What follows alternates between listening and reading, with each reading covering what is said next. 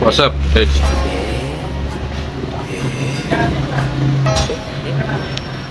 Alam nyo ba kung paano nalaman ng mga sinaunang tao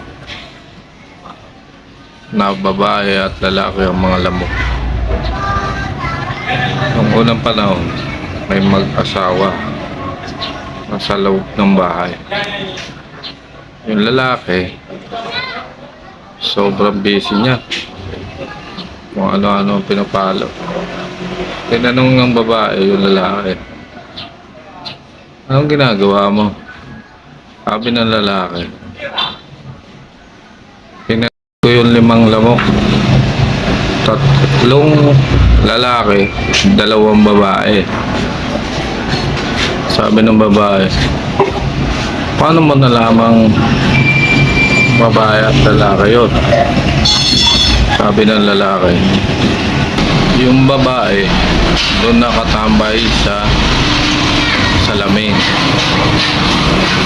yung lalaki doon nakadapo sa mga lagayan ng beer.